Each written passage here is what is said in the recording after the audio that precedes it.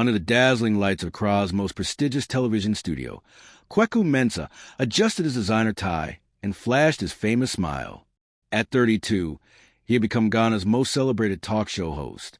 The Kweku Mensah show dominated ratings across West Africa, with millions tuning in each week to watch him interview celebrities, politicians, and influencers.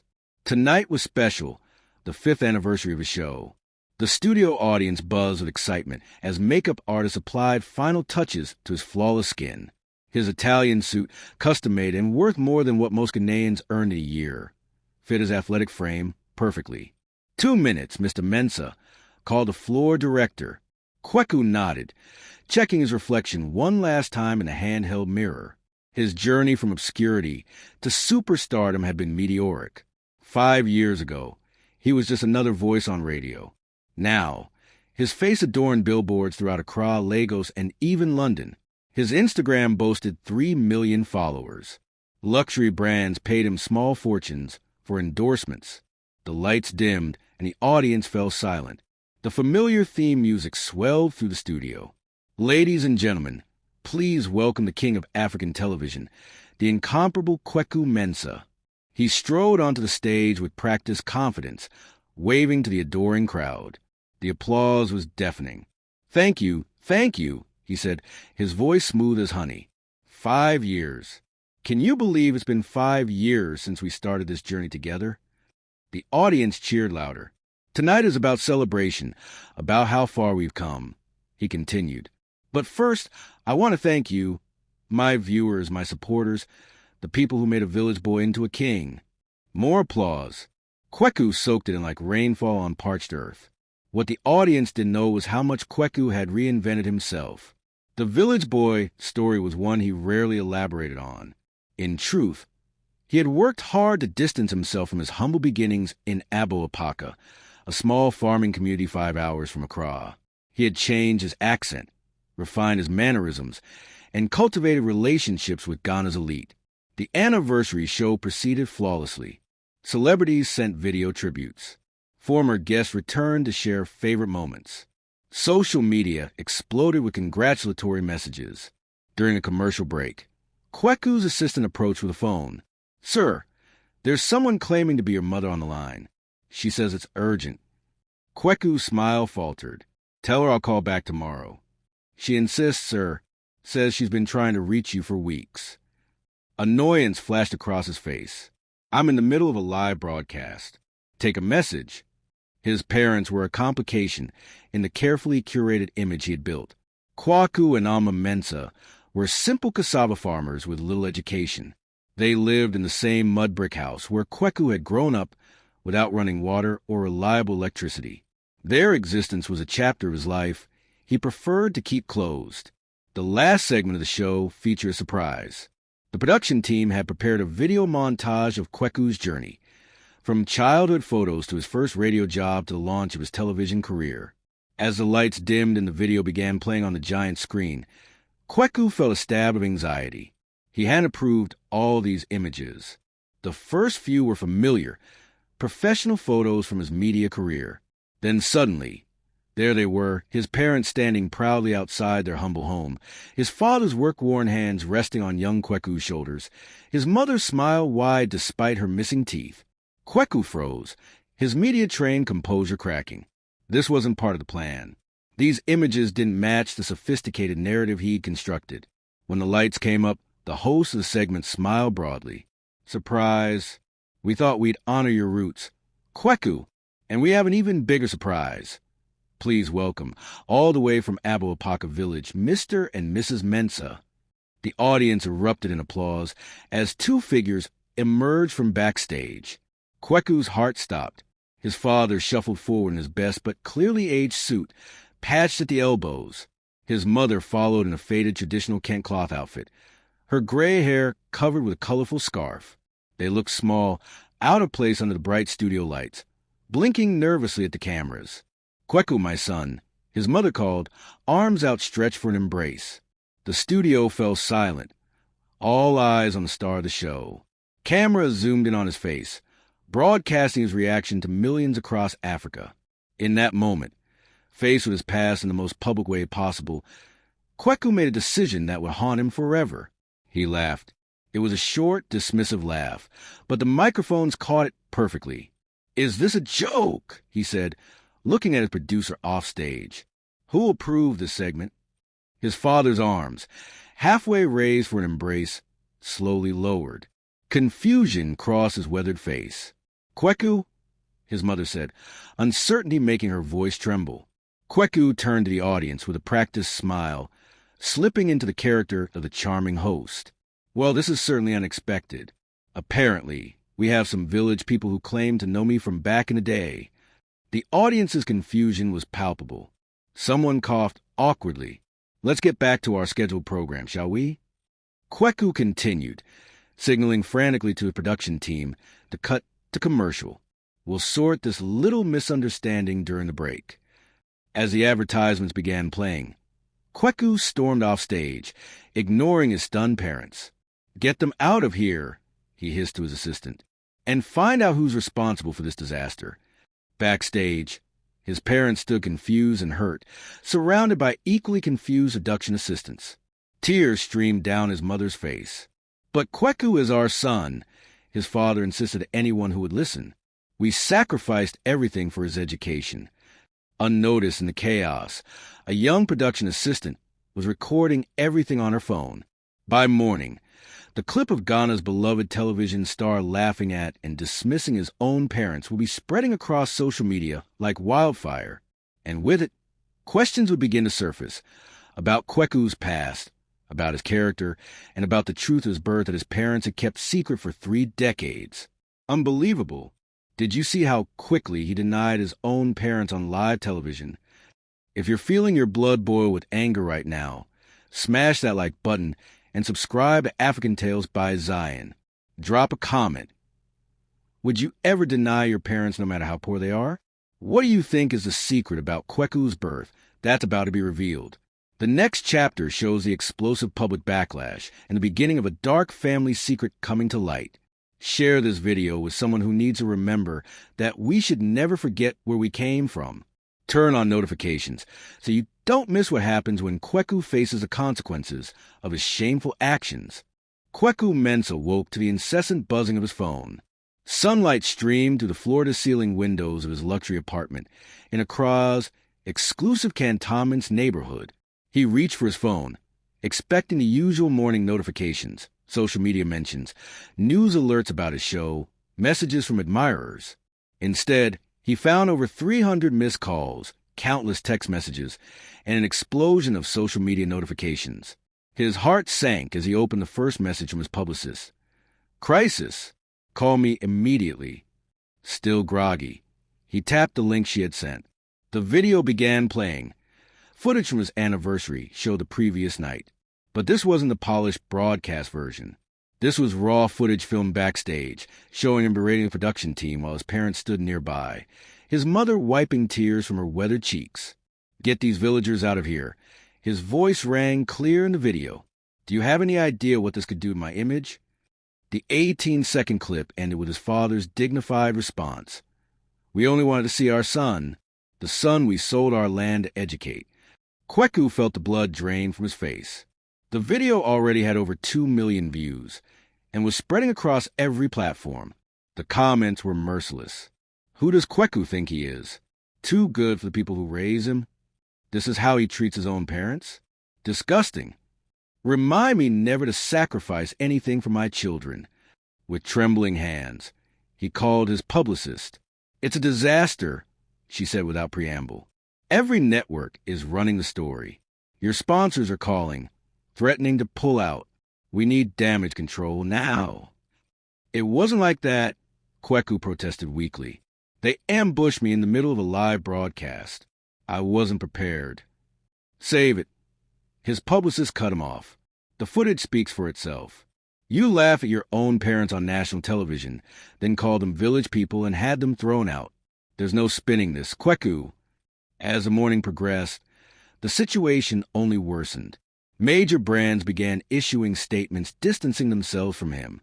His social media follower count dropped by the thousands. Television commentators who had praised him just yesterday were now dissecting his character, questioning the authenticity of his rags-to-riches story. By midday, hashtag Kweku the Shame was trending nationwide. His phone rang again, the network executive. "We're suspending the show, effective immediately," the executive said without greeting. "The damage is too severe, Kweku. We can't be associated with this kind of behavior." "You can't do that," Kweku protested. "The show is the highest-rated program in your lineup." "Was," the executive corrected coldly. "Advertisers are pulling out by the minute. We'll reevaluate in a few weeks, depending on public sentiment." After the call ended, Kweku sat in stunned silence, watching his carefully built empire crumbling before his eyes. 5 years of meticulous image crafting, destroyed in 18 seconds. His doorbell rang. Assuming it was paparazzi, he ignored it until a security guard called up, "Sir, there's a woman here claiming to be your sister. Ajoa Mensah? She insists on seeing you." Kweku's stomach tightened. Ajoa, his older sister who still lived in their village, who had chosen to stay and help their parents while he pursued his ambitions in the city. They hadn't spoken in nearly 3 years. "Send her up," he said after a moment's hesitation. When Ajoa entered his apartment, the contrast between them couldn't have been more striking. Where Kweku was polished and urbane in his designer loungewear, Ajoa was dressed simply in a modest Ankara print dress. Her hands were rough from farm work, her face lined beyond her 35 years from a lifetime of sun exposure. "So this is how Ghana's favorite son lives," she said, looking around at the marble floors and imported furniture. "Very nice." "Ajoa, I don't have time for this," Kweku said, avoiding her eyes. "If you've come to lecture me—" "I've come because our parents are devastated," she interrupted. "Do you have any idea what you've done to them? They saved for years to buy those clothes they wore to your show. Papa borrowed money for the bus fare to Accra." Guilt flickered across Kweku's face, quickly replaced by defensiveness. "They should have called first. They embarrassed me in front of millions of viewers." Ajoa stared at him in disbelief. "Embarrassed you? They raised you, Kweku. They went hungry so you could eat. They slept on the floor so you could have a bed. Papa sold his grandfather's land, our family's only inheritance, to pay for your university education." Kweku turned away, unable to face the truth in her words. "That was their choice." "And you've made yours clearly," Ajoa replied, her voice hardening. "But there's something you should know. Something I promised Mama I would never tell you." Something in her tone made Kweku turn back. "What are you talking about?" Ajoa took a deep breath. "They're not your birth parents, Kweku." The world seemed to stop. "What?" "You were abandoned as a newborn, left at the village clinic. No one knew who your birth mother was. Some said she was a young girl from a neighboring village. Others said she was a wealthy woman from the city who couldn't keep you because of family shame. Either way, she left nothing with you except a note with your name." Kweku sank into a chair, struggling to process this revelation. "Why didn't they tell me?" "They were going to when you turned 18. But you were already so focused on leaving the village, on becoming something better. They feared you would use it as an excuse to abandon them completely."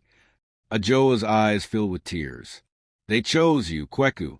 When no one else wanted you, they took you in, gave you their name, loved you as their own." The realization crashed over him like a wave. The parents he had just publicly humiliated weren't even obligated by blood to have raised him. They had chosen him, sacrificed for him, believed in him, and he had repaid their love with public scorn. "There's more," Ajoa continued quietly. "Mama has been sick for months. Cancer. The doctors in Kumasi say without proper treatment, she is less than a year." Horror washed over Kweku's face. "Why didn't anyone tell me?" "We tried. She's been calling you for weeks. I've sent messages that you never answered." Ajoa's voice was heavy with accusation. "They didn't come to your show for money or fame. They came because Mama wanted to see you one more time in case—" She couldn't finish the sentence. Kweku's phone buzzed again, another news alert. He glanced at it automatically, then froze. A new headline was spreading. Exclusive. Kweku Mensah's secret past, abandoned as baby, raised by village couple he now rejects. "How?" he began, looking up at Ajoa in shock. "I didn't tell anyone," she said, following his gaze to the phone. But in a village, secrets rarely stay buried. Someone must have remembered. Outside, he could hear cars pulling up, likely reporters, drawn by this new sensational twist of the story.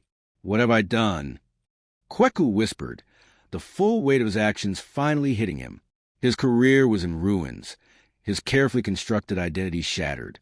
But far worse was the knowledge that he had publicly rejected the people who had given him everything when no one else would. "That depends," Ajoa said, reaching for the door to leave. "The question isn't what you've done, Kweku. It's what you're going to do now."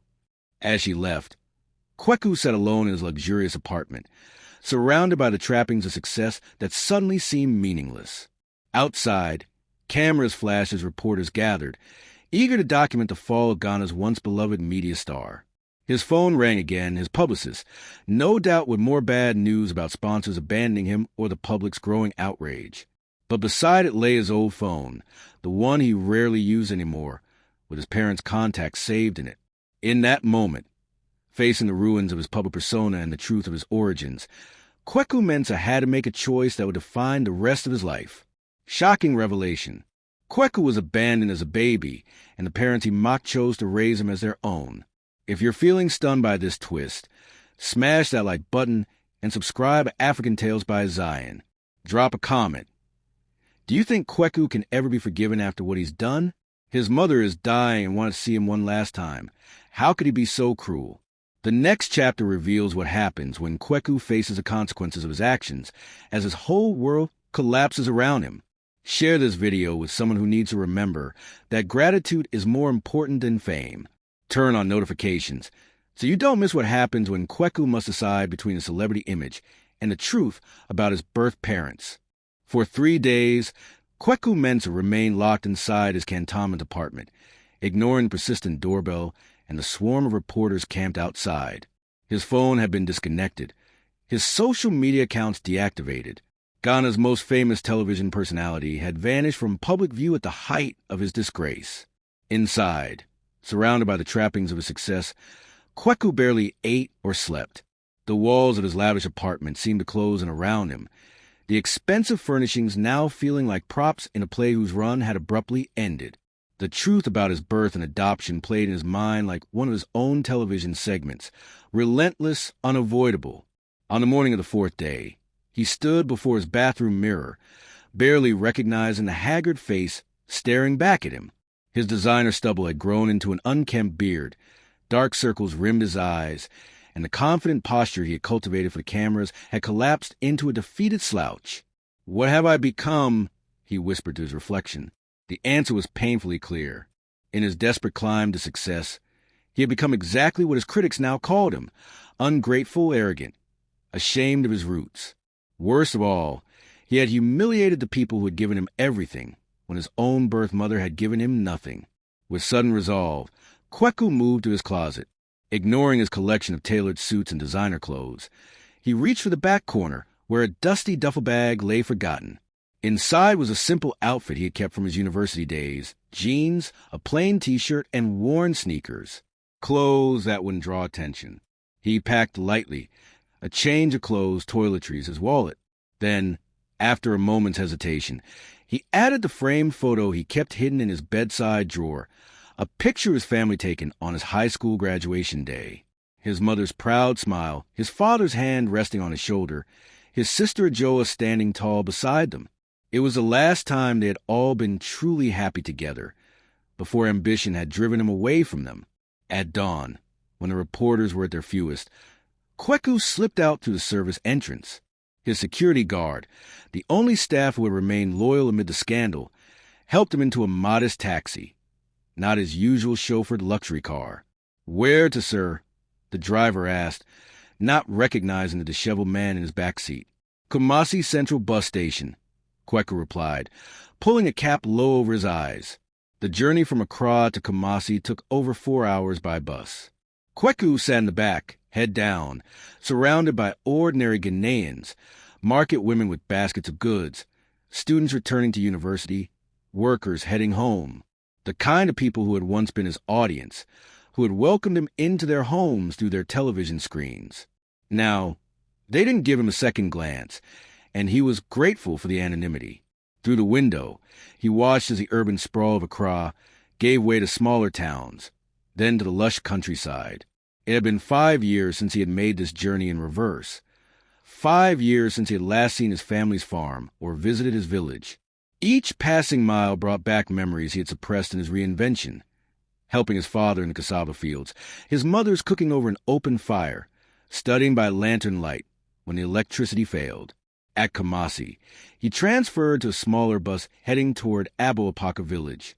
The road grew progressively worse, the vehicle bouncing over potholes and unpaved sections.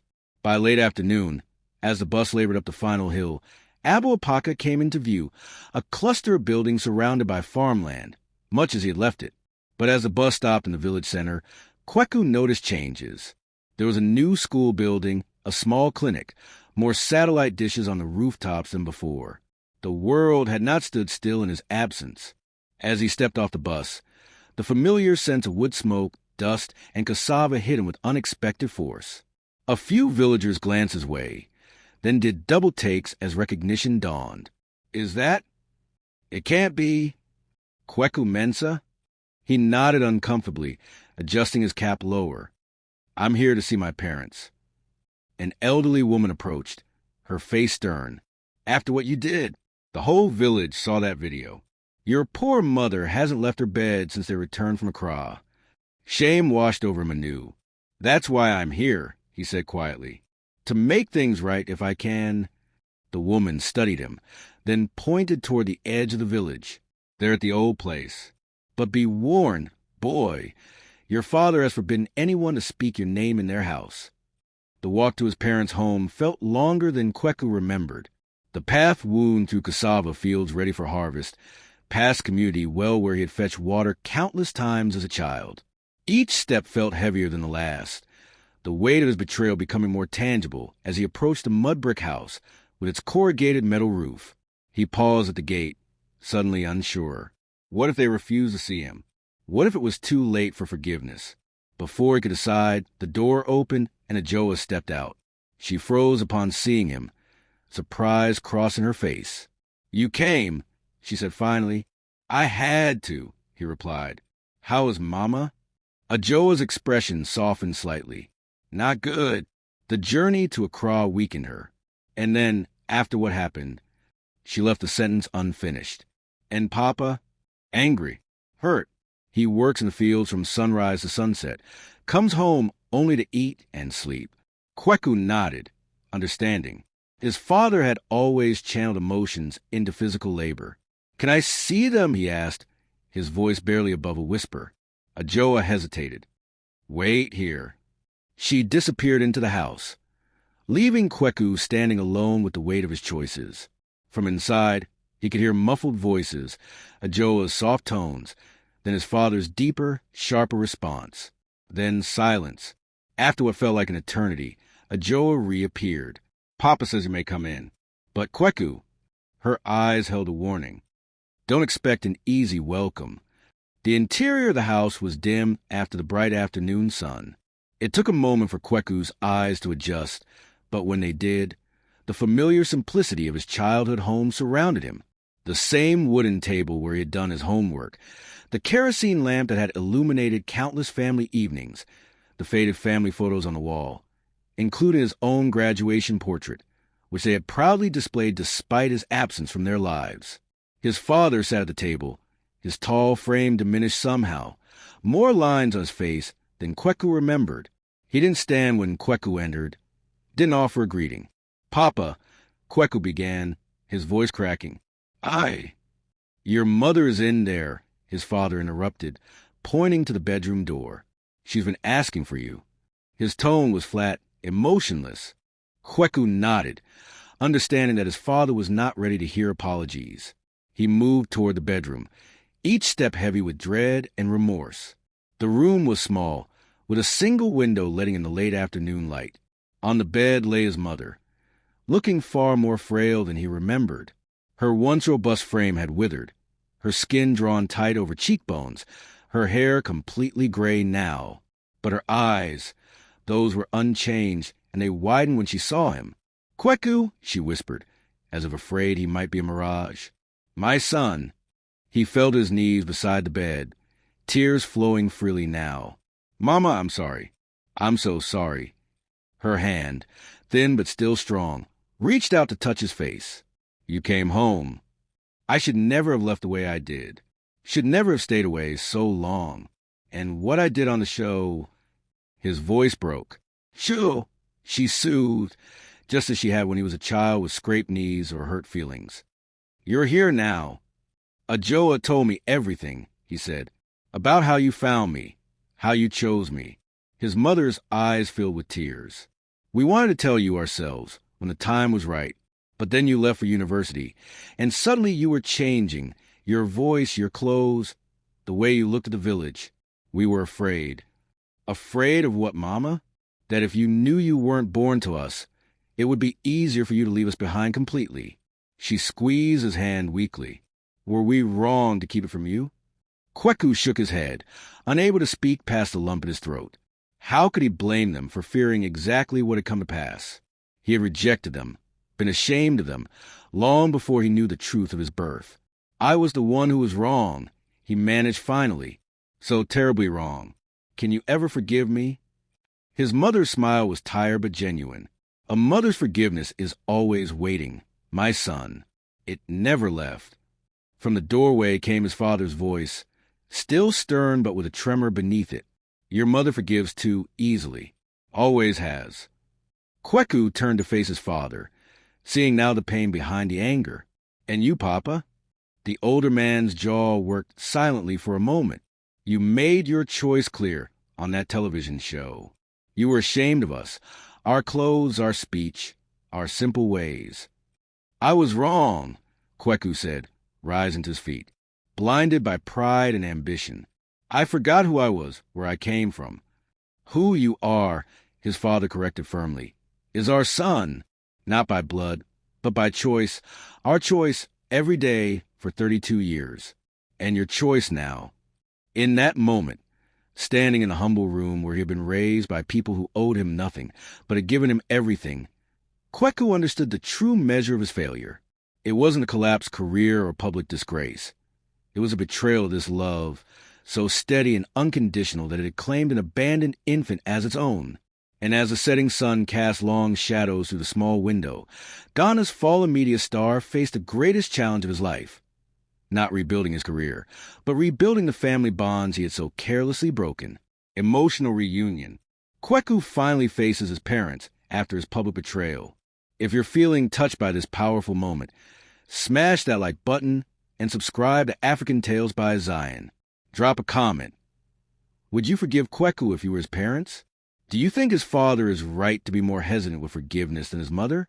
The next chapter shows whether Kweku can truly redeem himself as his mother's condition worsens, and a surprise visitor brings even more shocking revelations. Share this video with someone who needs to remember that true family is about love and choice, not just blood. Turn on notifications so you don't miss the heart-wrenching next chapter that will bring tears to your eyes. Days in Abo Apaka village moved at a different pace than the frantic rhythm of Accra. For Kweku, the adjustment was both jarring and strangely healing. His designer watch remained unworn, his expensive phone uncharged. Instead, he measured time by the rising and setting of the sun, by his mother's medication schedule, by the cycles of farm work that structured village life. 2 weeks had passed since his return. Word had spread quickly through the community. Kweku Mensah, the disgraced television star, was back among them, living in his parents' humble home. Some villagers avoided him, their disapproval evident in averted gazes.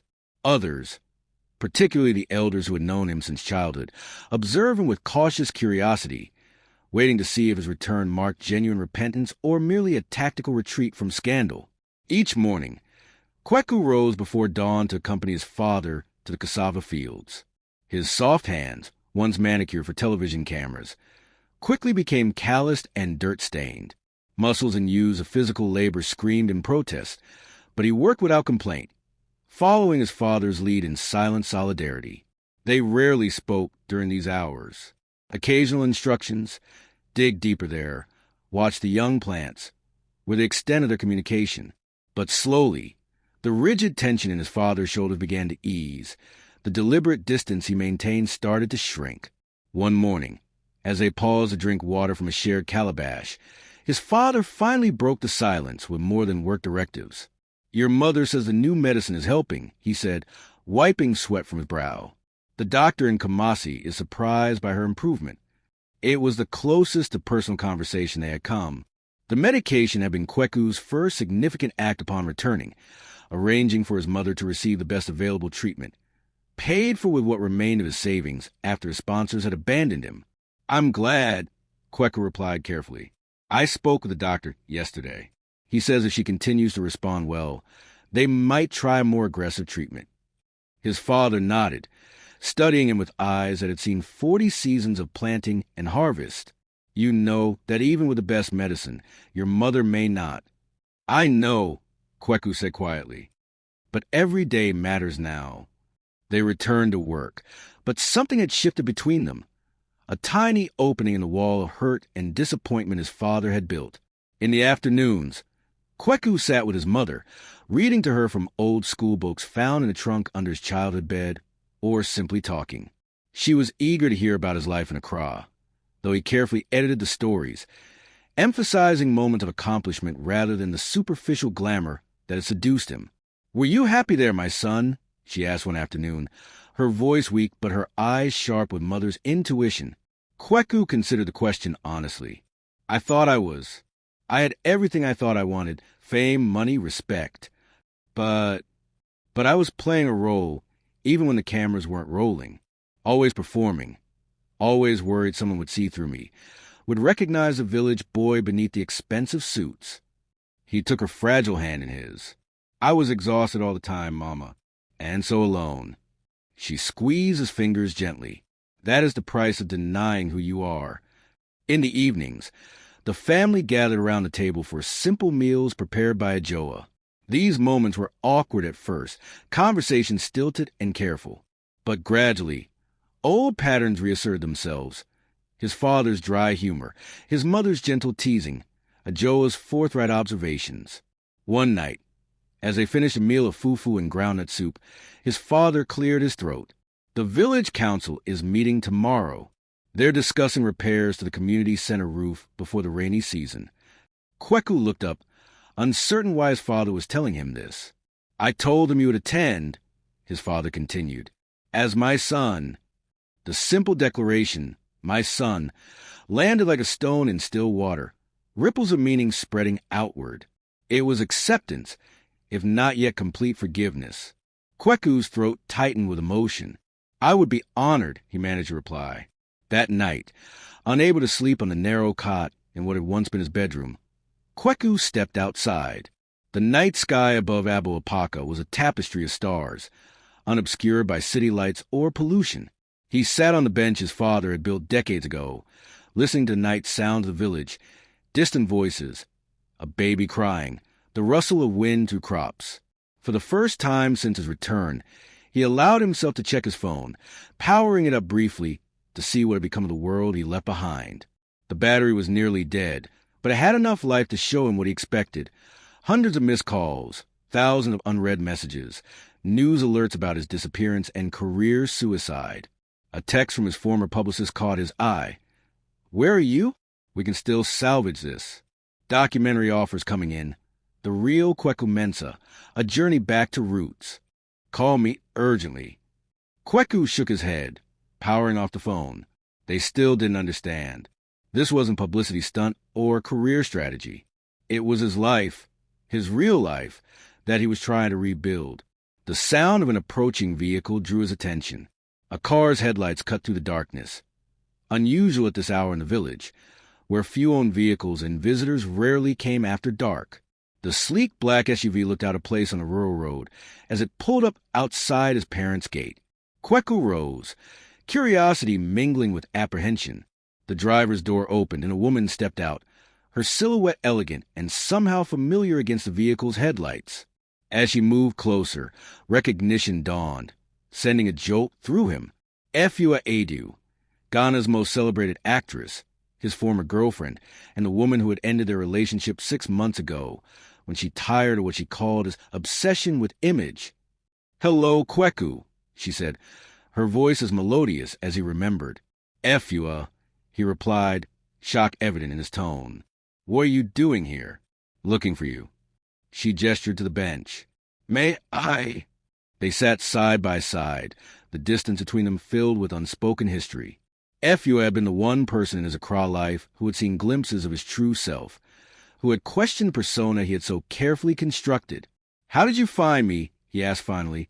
It wasn't difficult. Half of Ghana is talking about how Kweku Mensah has gone back to his roots. She studied him in the moonlight. Though, I must say, farm work agrees with you. There's something different about you. "Everything is different now," he admitted. "My career is over." "Is that what you're worried about? Your career?" Her tone held gentle reproach. "Kweku, I saw the video.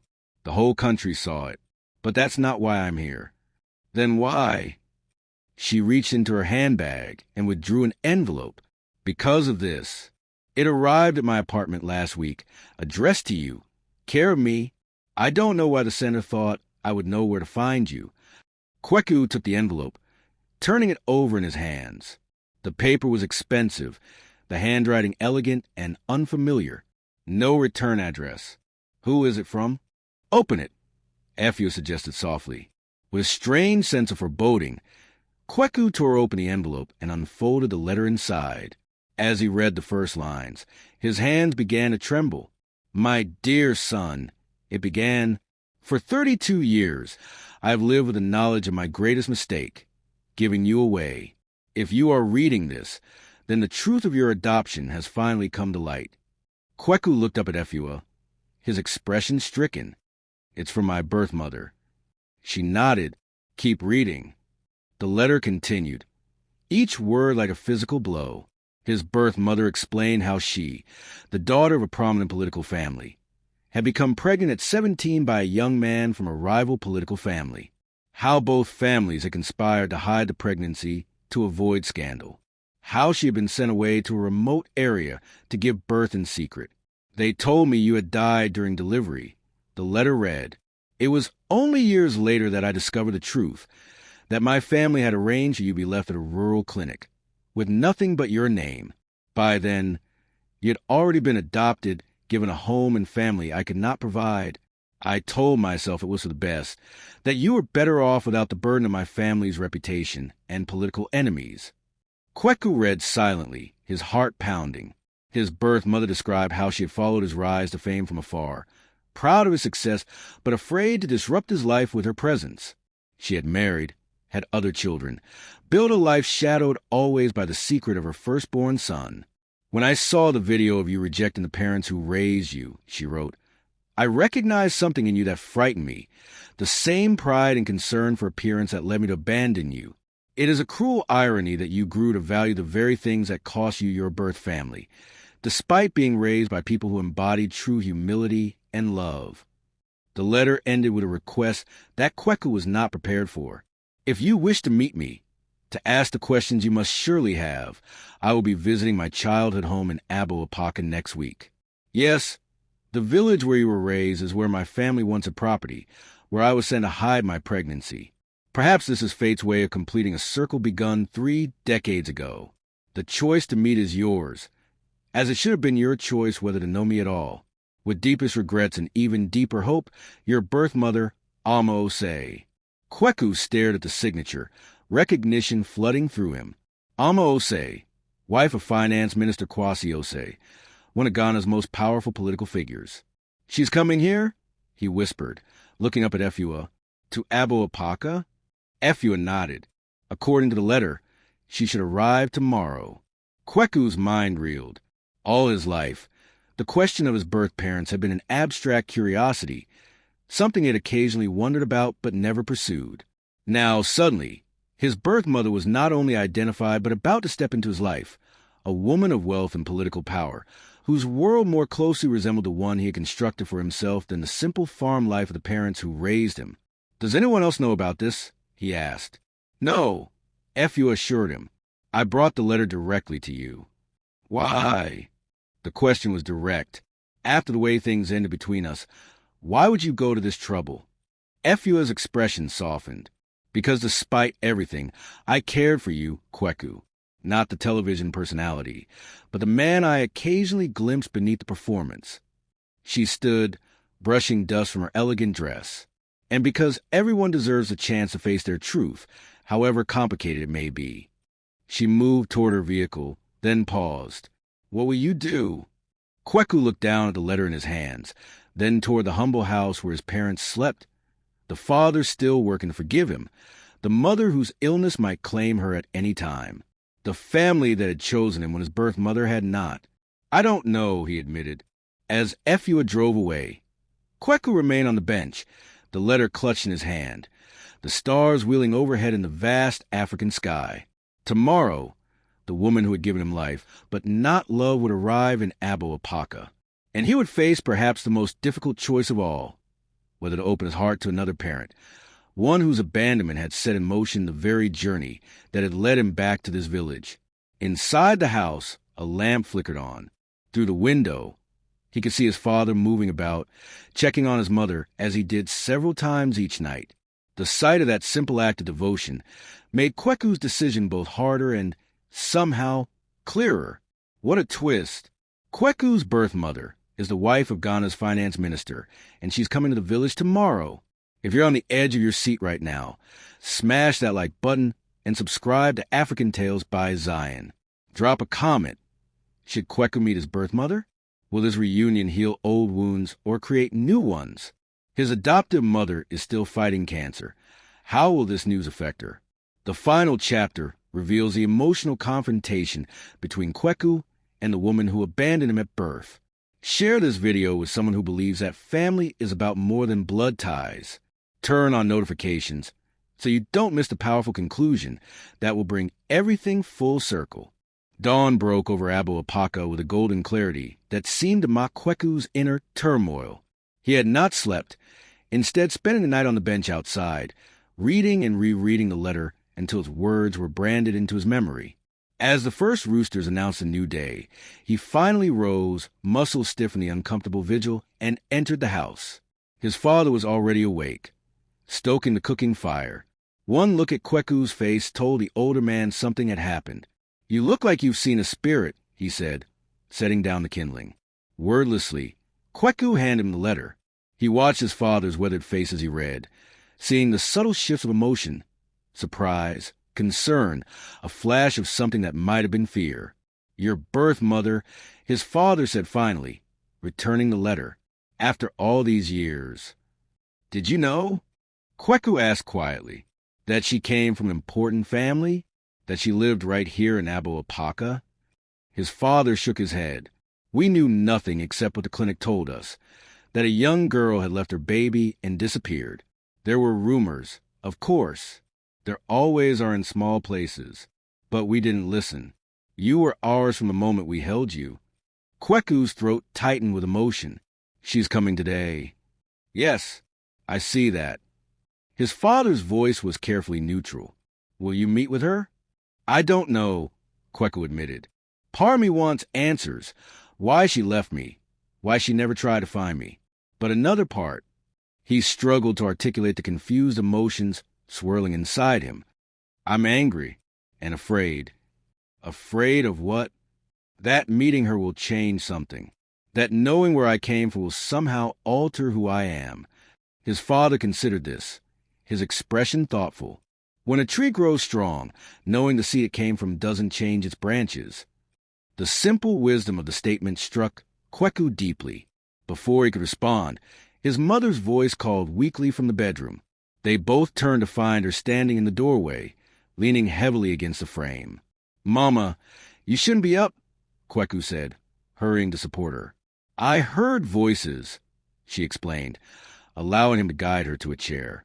"What's happening?" His father handed her the letter without comment. As she read, her hands trembled, but whether from emotion or illness, Kweku couldn't tell. When she finished, she looked up at him with eyes that held no jealousy or fear, only concern for her son. "You must have many questions for her," she said softly. "They don't matter," Kweku said firmly. You are my mother. You and Papa are my parents. Nothing can change that. She smiled, reaching for his hand. Your questions matter, my son. They are part of your story. Meeting her doesn't mean losing us. Her generosity of spirit humbled him. Even now, weak with illness and faced with a woman who had abandoned the child she had raised, his mother thought only of his needs. I'll meet her, he decided, but not alone.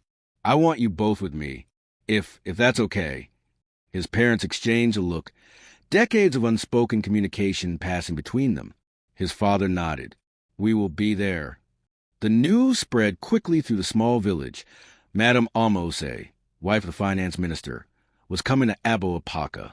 By mid-morning, curious villagers had found excuses to pass by the Mensah home, hoping to glimpse the unfolding drama.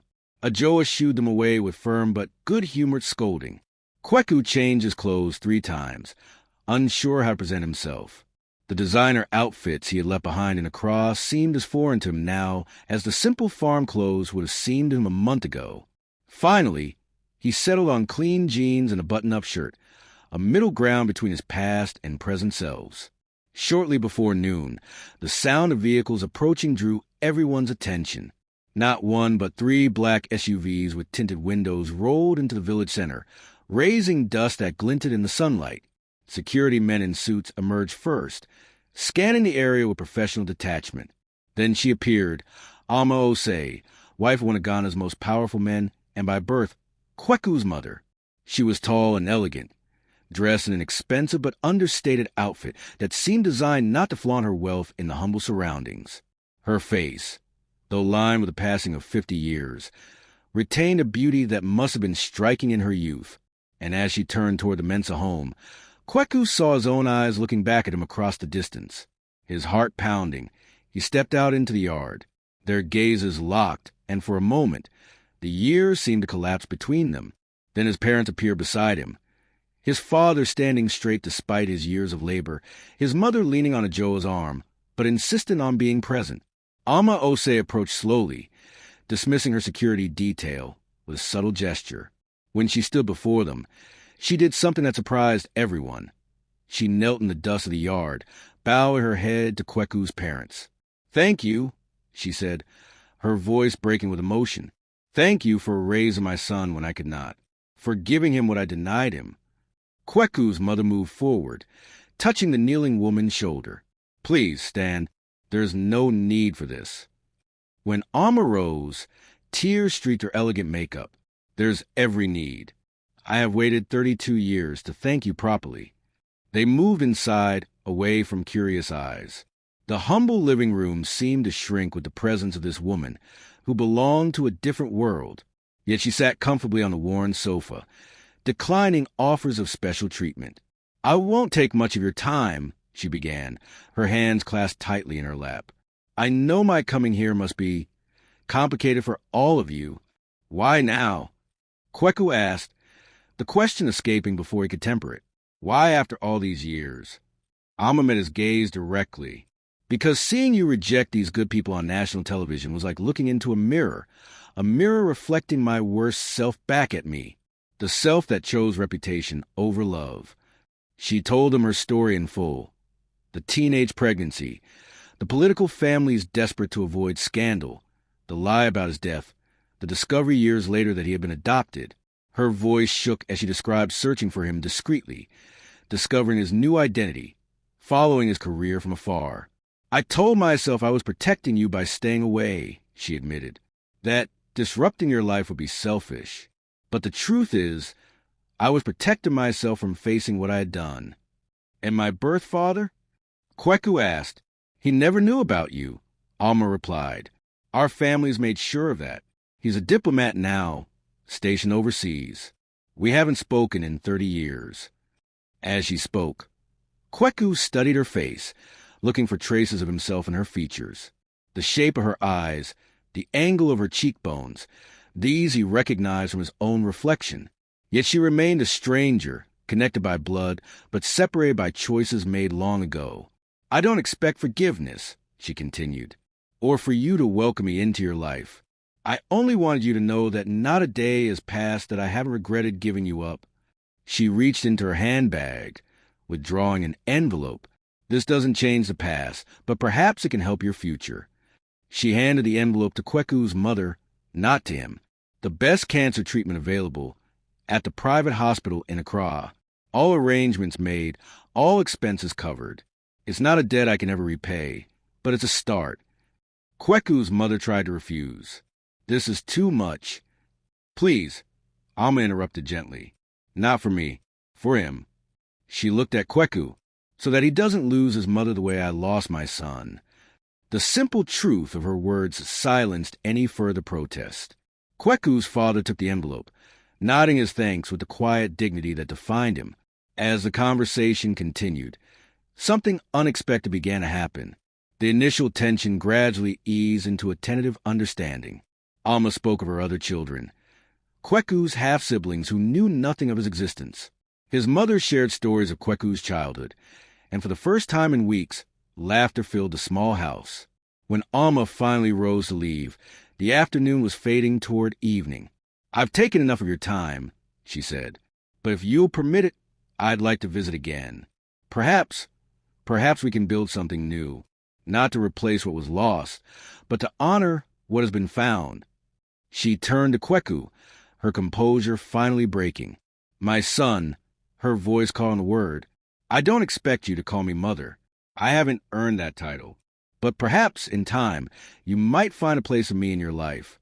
Kweku looked at his parents, the father who had taught him to work the land, the mother who had nursed him through childhood illnesses, the sister who had always spoken truth even when it hurt. Then he looked at the elegant stranger with whom he shared blood, but not memories. I don't know what the future holds, he said honestly, but I'm learning that forgiveness opens doors I thought were permanently closed.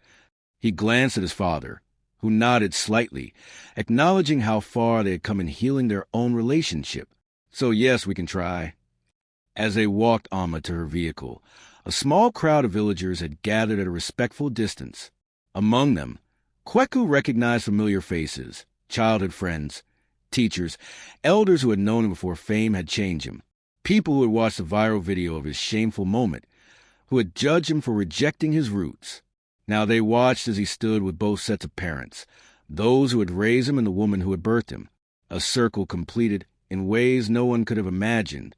Before entering her car, Alma paused. There's one more thing. The media has been relentless in trying to find you.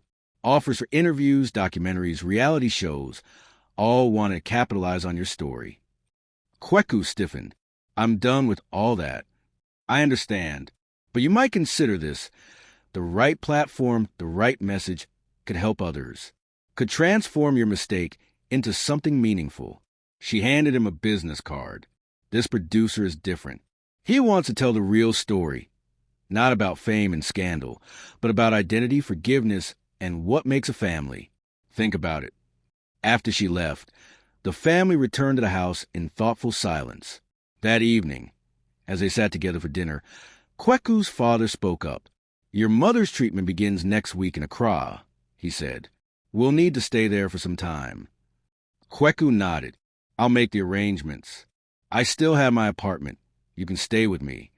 And after, his father asked, will you return to television? To your former life? Kweku considered the question seriously. The past weeks in Abo Apaka had changed him in ways he was only beginning to understand. The calluses on his hands, the reconnection with family, the humility learned through public disgrace and private forgiveness. These weren't things he could simply set aside. Not to my former life, he said finally, but perhaps to a new one. One that honors where I came from, who raised me, and who I truly am.